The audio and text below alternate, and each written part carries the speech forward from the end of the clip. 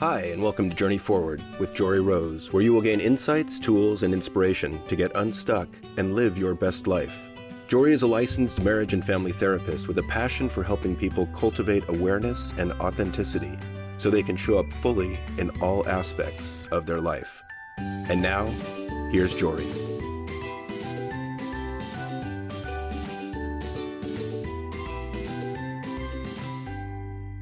Hi, and welcome back. One of the core foundations of a mindfulness practice is to have what's called beginner's mind. This is the ability to be so present with what's in front of you that you look at it as if for the first time, without expectation or attachment, but with full presence. This ability allows you to let go of stories or agendas that you may bring to situations or people and let you be with what is, exactly as it is in that moment. This is often way easier said than done. But when we can do this, we get to experience the world, ourselves, and our people in our lives fresh and anew with presence and awareness. But we can so easily get in the habit of seeing things in the same way. We're just on autopilot. In fact, when I was teaching mindfulness in schools, I used to love playing mindful seeing exercises with the kids. So I would do this in a variety of ways.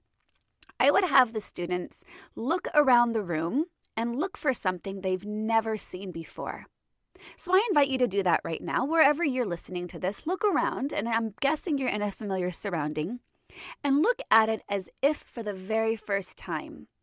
And see if you can notice something you've never quite noticed before.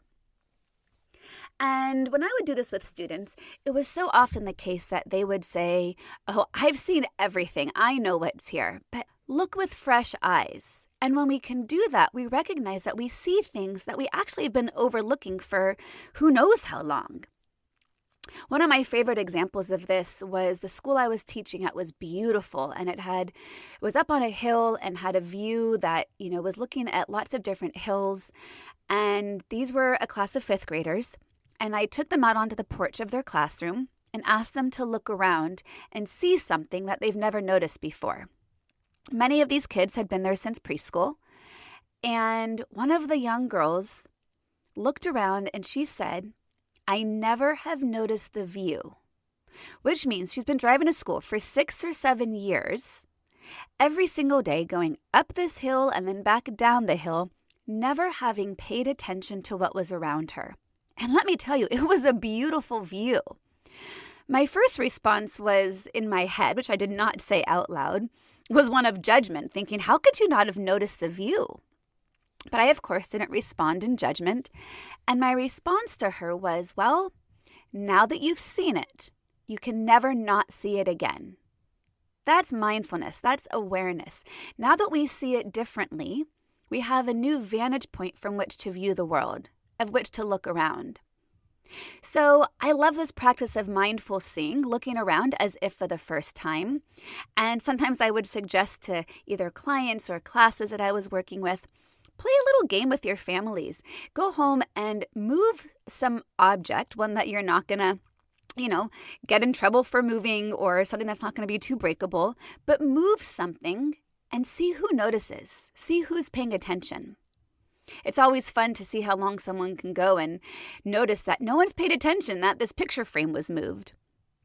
Or I like to tell some of my adult clients, have you ever felt like you open up your closet and you just don't have anything to wear?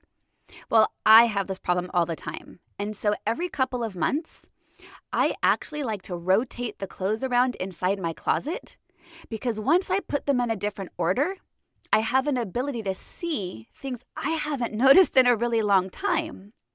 Because we get in patterns of seeing things in the same way. And when we get in those patterns, we actually overlook a lot and we stop seeing what's there at all. So just ask yourself, how often do you slow down and pay attention? And have this idea of this beginner's mind.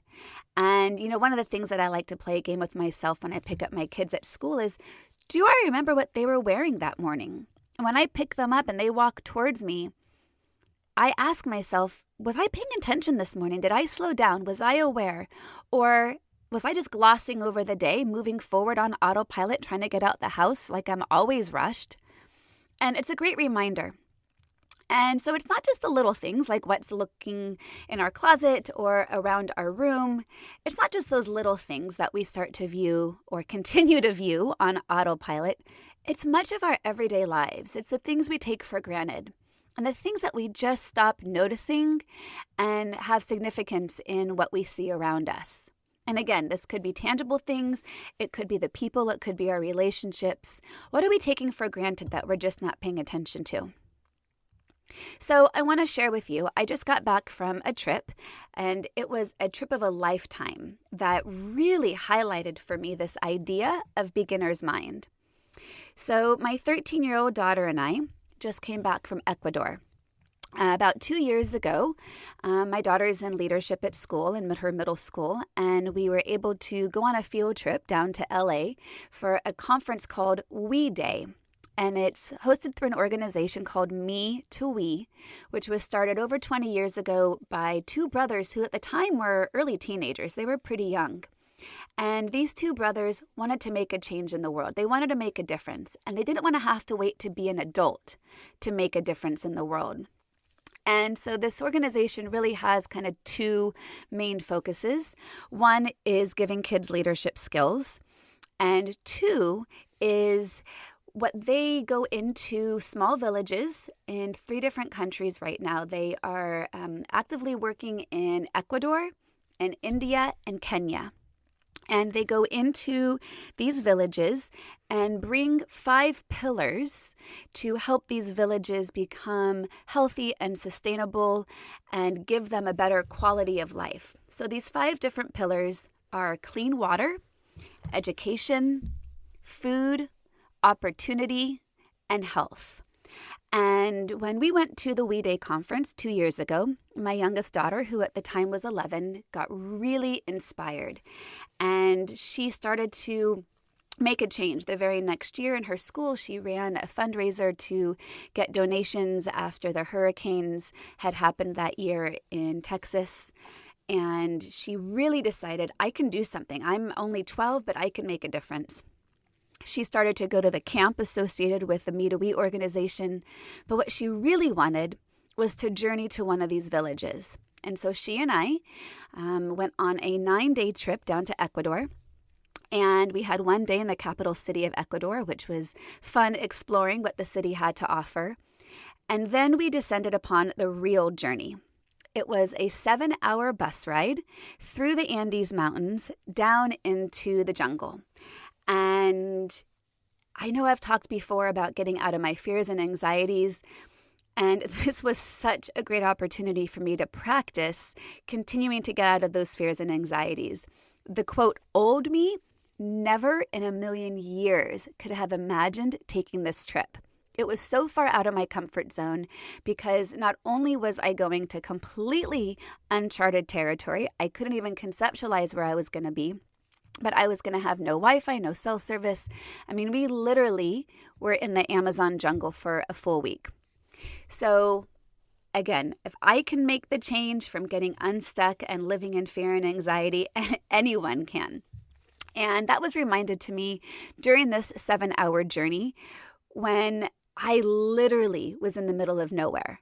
And I wasn't afraid. I just was noticing. I was paying attention. I was looking around for the very first time, seeing with fresh eyes and looking around in awe and wonder as I explored a part of the world that I never would have imagined I would have been in. So 7-hour bus ride through the Andes Mountains down into the jungle. And about the last 3 hours of this ride was on a dirt road that was all gravel and rocks. And I was, amazed that the driver even knew where to go, because I can't imagine that this was mapped out, because it literally was just a dirt road in the middle of the jungle that every so often we'd pass through another village. And as we did, there'd be these little kids playing. And as they would see our van drive by, they would wave with such joy. And it was so beautiful. And, it's amazing to drive through these small villages and actually conceptualize that people live there and not knowing where do they buy their clothes, where do they get their food, how does this little restaurant get fresh food to serve every day? And so many questions were entering my mind, and I just took it all in. So 7 hours in the bus, and then we finally arrived at a small port where we took a motorized canoe down the Napo River for 20 minutes to our eco lodge that from the river, you can't see anything but jungle. And tucked behind a small little staircase was the eco lodge where we were housed for the week. And every day we not only got immersed into the Amazonian culture, but we went to work in the village. And the village that we were working in, I think had about 300 to 400 people who live there. And they have been having the We organization there for, I think, a couple of years now. So it has begun to institute these different pillars. And when we were there, we were working on building a foundation for another classroom. And they are building a cafeteria so they can have a place to feed the students and have a garden set up so the students can learn farming. And they have already been given their water tower, so they have clean water now. They have already been given some opportunity, which means that the women in the village have a place where they can meet, and they make jewelry that is able to be sold for export. And we got to meet with these women, and some of them were there with their daughters. And, you know, so amazing to be able to talk to other mothers and who have a completely different lifestyle than I do, but that we have the same intentions and hopes for our children, and we want to be able to provide for them. And just the universality of people, no matter where you live and no matter what your work is in the world, that, you know, this intention for what these mothers had for their daughters were the same thing that I have for mine. And the more we got to work in this village, you know, every single day was a moment of awareness. And it was hard not to compare to my life. And I really tried to be present with entering into this life and seeing it as if for the first time. And what was completely, I was filled with was awe around just how happy these people were. And just how friendly, and they were so grateful that we were there. And there was lots of little kids, and my daughter was able to engage and interact with these children and play games that we play here at home. I mean, an 11-year-old girl and my daughter, who did not speak the same language, started playing like a patty cake sort of game that they just naturally, organically did. And how do these kids in the Amazon know the same games that children here in America are playing on the school playground? It blew my mind. And, you know, each day we met different people in the community, from the farmers. We got to make chocolate from the cacao bean all the way to making our own bar of chocolate. We got to experience some of the local kids who were performing dance for us and telling stories about their culture through dance. We experienced a blessing from a shaman, which was an amazing opportunity to have this 80-year-old shaman who uses medicinal leaves from the Amazon jungle in his healing, and people who come from neighboring villages to receive his blessings and to be able to receive health and to get rid of the negative energies in the body. We got to experience traditional weapon training of a blow dart and throwing a spear, and seeing how people could catch their food through these different weapons trainings. Night hikes in the jungle. We did a 2-hour hike during the day through the Amazon, and every single opportunity was truly seeing something for the very first time. And what an experience to walk through my entire day and look with such awe and such wonder. You know, even just walking through our eco lodge, the trees, the leaves, the colors of the flowers. I know I've seen trees like this before, maybe not to that extent.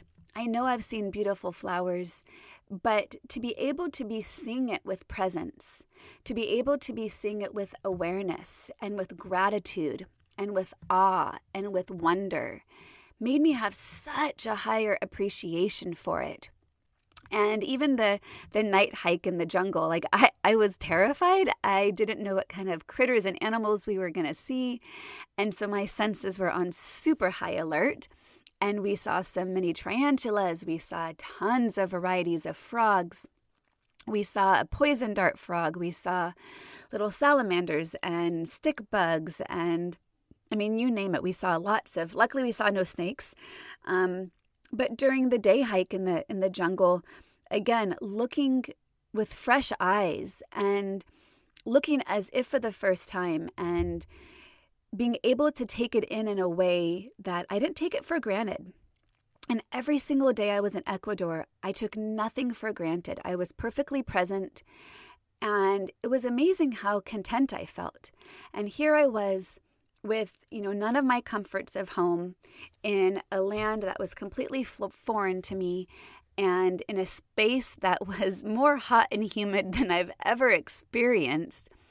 Even just to experience the weather like that and to experience my body in that kind of heat. So what did this all allow for me? Well, a lot of this was perspective. A lot of this allowed me to look at my own life in a new way once I got home.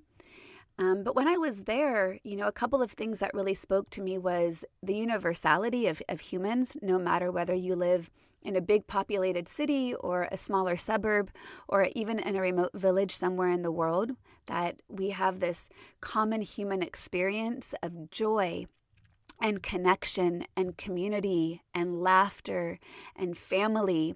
And we all have the very same basic needs. And to see how those basic needs get met, while they may look very different, we still have all those same basic needs. And it was eye-opening. And what this allowed me for was when I came home to be able to look around at my own life in the same way as if for the first time. And when the first time I went food shopping when I got back, it took me a really long time to go through the store because I was just overwhelmed with my senses of how much abundance there was and how much I saw. And I just had to take it all in because I went food shopping that day as if for the first time. I walked around that grocery store with the eyes of one of the Quechua people from the jungle. What would they see? How would they see this? What would their experience of this be? And how can I walk through here not taking things for granted and without noticing? And, how can I start to be more present with what's around me? So this trip had many incredible gifts, none of which was, taken for granted. I had an amazing experience being there with my daughter, getting to see her desire to make change in the world, to experience compassion on a whole new level, to experience connection with people where language became no barrier to connection, and to be humans and to look for our commonalities despite what we can't communicate. And to recognize that the way I live my life is not only in full abundance, but is also so much of it is unnecessary. When it comes down to it, to look at myself and say, what do I really need? What are the very basic things that I need for my true happiness? And what can I start to give back? How can I be able to make a greater change in the world? And how can I continue to move through the world and have experiences that I see as if for the first time? And when I can bring that level of awareness and presence and compassion and attention to what I have around me, whether I'm sitting with my clients or with my partner or with my children or the people I meet when I travel, it just creates so much of a richer experience, and it helped me realize the true value of the most important things, which are the intangibles. It is those connections, it's the presence, it's the awareness, it's the ability to have community and to have laughter and joy. And I love this idea of a beginner's mind because I think we can use this no matter where we are. It can help us get out of a rut. It can help us start to see things as they are without attachment or expectations. It can allow us to let go of the little things that are holding us back. When we can have this beginner's mind, we can really experience full presence. And I just invite you to consider Looking around in your own life as if for the first time, what would you notice? What would you really start to pay attention to? And conversely, what haven't you been paying attention to? What haven't you been noticing? What areas of your life have you just been glossing over? And how is that affecting you? I mean, maybe it's become such pattern. And I ask these questions not with judgment, but with curiosity of, what would be different if you slowed down and looked around and took it in and had awe and had wonder and had curiosity and just observed rather than just moved on autopilot. So, this experience is something that I will never forget. And I have the sense it won't be the last time that I venture into parts unknown. I feel like now that I know how accessible the world is, that even though it was a 30-hour journey to get home, you know what? It was just 30 hours and I got through it. And the world is able to be connected to us in a really easy or relatively easy way. And to be opened up to different cultures and different people can really impact how we start to experience our own lives. And having this awareness, I think, is going to have a lifelong effect for me. And I know for certain for my daughter and the people we met who we were there with. And it really just drove home this idea of how to pay attention, how to get out of autopilot, how to explore, and how to have no expectations. I mean, had I gone into this trip with expectation, then I would have missed half the stuff because I would have been looking for evidence to support what I thought it was going to be or not going to be like. So part of that beginner's mind is to let go of expectation and allow things to arise as they are and to not have judgment or reactions to them, but to be able to sit with compassion for whatever is arising. So I really was really grateful for this opportunity. And I'm so grateful that I have a mindfulness practice to help give me the language and the foundation and the framework for how to label these things and how to have this experience. And I'm not sure the phrase beginner's mind is something many people know, but it's something that I hope you can connect with and hope you can relate to and start to find the own ways to create beginner's mind through your each and every day. And see how it can impact you and what that level of paying attention or being aware or stop looking at things in a certain pattern or even looking for confirmation bias in what we see around us. So for your journal prompt or for your meditation, I invite you to sit with these questions and look for the opportunities to bring this beginner's mind to what you're doing. Maybe it is as simple as looking around your room and noticing something you've never seen before, or maybe it's beginner's mind with how you look at your partner and look deeply into their eyes, or maybe your children, or how you approach your work or your commute or difficult people in your lives. How would I respond as if it were the very first time? So really amazing questions to consider. And when you can allow this process to continue to grow, it's going to create a really rich experience for you as well. So thanks for listening about my journey. It was really amazing. If you at all are inspired to learn more, look up Me to We. I believe it's .org or we.org. And it's a great way to get involved and to give back and to make a difference in the world. Because once the We organization goes into these villages and sets them up on their 5 pillars, the goal is for them to leave and allow these villages to be sustainable. And they're set up for now life on how to live in this healthy, more sustainable way. And what better gift could we give to people in need like that? So anyhow, beginner's mind, really consider it as a practice. Bring it into your own lives, start to see how you can apply it and reap the benefits of presence and awareness. And thanks for tuning in today. I hope you have a great day. Talk to you guys soon. Bye-bye. To continue your journey forward, find Jory Rose on Facebook and Instagram to become part of her growing community. You can also gain access to her meditations, books, online classes, or to sign up for an upcoming retreat. Visit her at joryrose.com. That's JOREEROSE.com.